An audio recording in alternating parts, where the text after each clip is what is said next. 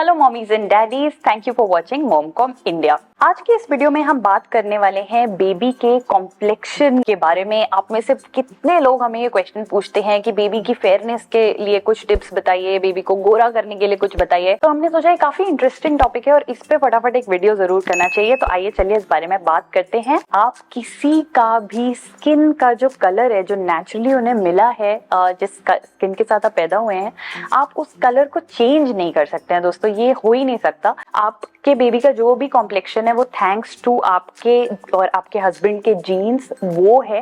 और उसको आप जितना आप उससे खुश हो सकें, जितना उसको सेलिब्रेट कर पाए, वो आपको करना चाहिए, क्योंकि वो आप ही का एक रिजल्ट है जो आपको मिला है। ये आपको मेरे को एक चीज बताना था, क्योंकि मुझे लगता है काफी लोगों को ऐसा लगता है कि बस प्रेगनेंसी में बादाम खाएंगे या नारियल खा लेंगे तो बेबी एकदम गोरा पैदा होगा। मुझे ऐसा कोई एविडेंस आज तक नहीं मिला है। बेबी की जो स्किन होती है वो जब वो पैदा होता है उसी टाइम जो कॉम्प्लेक्शन के साथ आता है वो सेम नहीं रहता। वो over a period of 3 to 4 months बहुत ही चेंज होता है। और सबसे ज्यादा चेंजेस आते हैं जब जो बेबी के ऊपर बॉडी के ऊपर अनवांटेड हेयर होते हैं, जो पैदाइशी में बाल होते हैं, जब वो हटने लग जाते हैं, वो झड़ने लग जाते हैं नेचुरली, तो उसका असली कॉम्प्लेक्शन निकल के आता है। तो जैसे ही आपका बेबी पैदा हुआ, ये मत सोच लीजिए कि उसका यही कॉम्प्लेक्शन रहेगा। उसका फेस भी बहुत चेंज होगा, उसका कॉम्प्लेक्शन भी बहुत चेंज होगा। तो कुछ टाइम तक आप देखेंगे कि उसमें काफी चेंजेस आ रहे हैं। अगली चीज जो मैं आपको बताऊंगी कि ये जो उपटन वगैरह बताए जाते हैं दोस्तों, ये उपटन वगैरह कॉम्प्लेक्शन को बदल नहीं सकते हैं। ये सारे उपटन जो हैं ये बाल नॉर्मली हटाने के लिए या स्किन को स्मूथ बनाने के लिए, या स्किन के ऊपर जैसे स्किन थोड़ी मैली हो जाती है क्योंकि बेबी इतना कभी डर्ट में खेल रहा है, कभी कुछ कर रहा है, इन सब चीजों से उन सबको निकालने के लिए होता है। उससे इतना पसीना आता है, ये उस सबको करने के लिए होता है। हम क्या सोचते हैं कि बेबीज तो बाहर नहीं निकलते और धूप में हम उन्हें लेके नहीं जाते तो उनको सनस्क्रीन लगाने की क्या जरूरत है। बट क्या आप ये जानते हैं कि सन रेज ही एक सिर्फ ऐसी चीज है जो बेबीज की स्किन को सबसे पहले डैमेज करती है, क्योंकि उनकी स्किन बहुत सॉफ्ट और बहुत सेंसिटिव होती है और ये रेज उनके लिए काफी हार्मफुल होती हैं। तो अगर हम ठीक से अपने बेबी को सनस्क्रीन नहीं लगाएं, बाहर जाने के टाइम पे नहीं, इवन घर के अंदर हमें उन्हें थोड़ा सनस्क्रीन लगा के रखना चाहिए, क्योंकि अल्ट्रावायलेट रेज हर जगह होती हैं।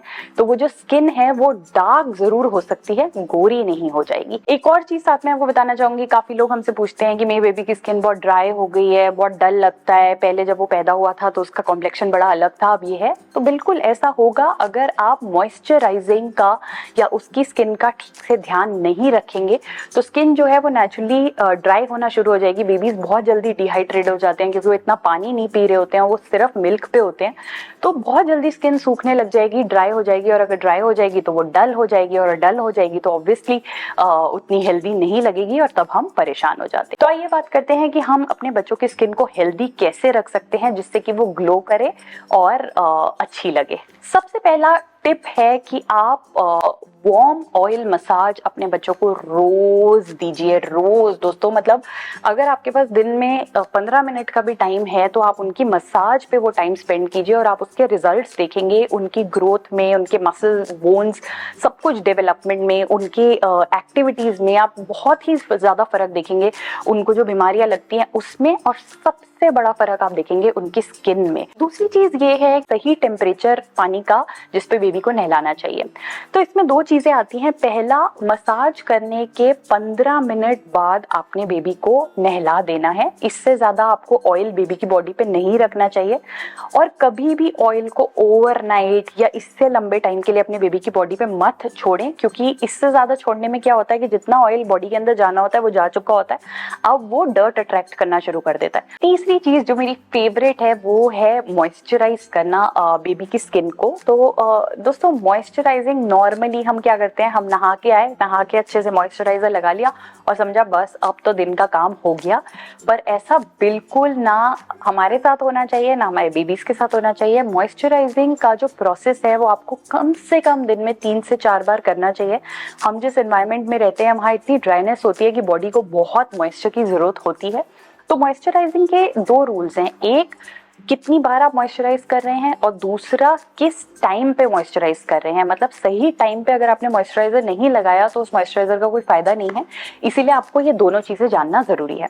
पहला है कितनी बार करें, तो सबसे पहले तो आप जैसे ही बेबी नहा लेगा उसके बाद आप उसे मॉइस्चराइजर लगाएंगे। रात को सोने से पहले आपको जरूर उसकी बॉडी पे अच्छे से मॉइस्चराइजर लगाना चाहिए। उसको जहां जहां पे भी पूरा दिन पसीना आया होगा, एक हल्का गुनगुने पानी में टॉवल को डिप करके उस सारे एरियाज को क्लीन कर लीजिए, जैसे गर्दन के पीछे, आर्म पिट में, डाइपर एरिया हो गया, घुटनों के नीचे हो गया, इसको अच्छी तरह से क्लीन कर लीजिए और पूरी बॉडी पे अच्छा सा मॉइस्चराइजर लगा दीजिए। उसके बाद आती है प्रोडक्ट्स की बारी। बहुत ही जरूरी है जब हम कॉम्प्लेक्शन के बारे में सोचते हैं, स्किन केयर के बारे में सोचते हैं, तो हम सही प्रोडक्ट्स का इस्तेमाल करें दोस्तों। इसमें बिल्कुल भी कॉम्प्रोमाइज नहीं करें। मैं मानती हूँ कि जो प्रोडक्ट्स हम यूज करते हैं वो शायद थोड़े कॉस्टली, मतलब आप में से काफी लोगों को वो थोड़ा कॉस्टली लगता है, बट हमने भी ये कॉम्प्रोमाइज किया है क्योंकि हम इंश्योर करना चाहते थे कि हमारे बेबी को बेस्ट केयर मिले शुरू से ही। और इनफैक्ट जब मैंने काफी डॉक्टर्स वगैरह से भी बात करा प्रेगनेंसी के टाइम से, जब हम प्लानिंग कर रहे थे कि हमें क्या क्या लेना चाहिए, तो उन्होंने भी काफी ऐसे ब्रांड्स बताए। ये बेसिकली इंटरनेशनल ब्रांड्स हैं। इंटरनेशनल ब्रांड्स जो हैं वो बहुत ही जेंटल तरीके से बनाए जाते हैं, उसमें मिक्सिंग की अपॉर्चुनिटी बहुत कम होती है, केमिकल्स काफी कम यूज होते हैं, तो इसीलिए काफी इंटरनेशनल ब्रांड्स हम यूज करते हैं, जिसका हमें रिजल्ट मतलब एकदम टेरिफिक है। होता क्या है कि थोड़ा सा कॉस्टली होता है, शायद इसी वजह से काफी पेरेंट्स वो नहीं लेते हैं, बट मैं आपको साथ में ये बताऊंगी कि वो कॉस्टली जरूर होंगे, बट जब वो यूज होते हैं तो बहुत कम क्वांटिटी यूज होती है, जिसकी वजह से वो लंबा यूज होते हैं।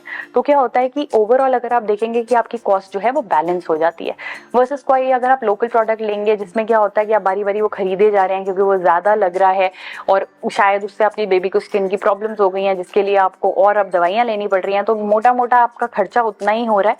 वो तो इससे अच्छा है कि आप इंटरनेशनल प्रोडक्ट्स में इन्वेस्ट करें। एक बार की इन्वेस्टमेंट आपको अच्छा रिटर्न देगी और आपका बेबी आपको थैंक यू कहेगा पूरी लाइफ। होप आपको ये वीडियो अच्छा लगा होगा। दोस्तों हमें फॉलो कीजिए इंस्टाग्राम, ट्विटर, फेसबुक पे, हमसे वहां पे बात कीजिए। हम वहां पे भी काफी एक्टिव है और काफी जल्दी रिस्पॉन्स देते हैं। और मॉमकॉम के सारे वीडियोस देखते रहिए, सब्सक्राइब जरूर कीजिए चैनल को, थम्स अप दे दीजिए, कमेंट कर दीजिए, शेयर कर दीजिए, फटाफट सब कुछ कर लीजिए। Thank you for watching MomCom India.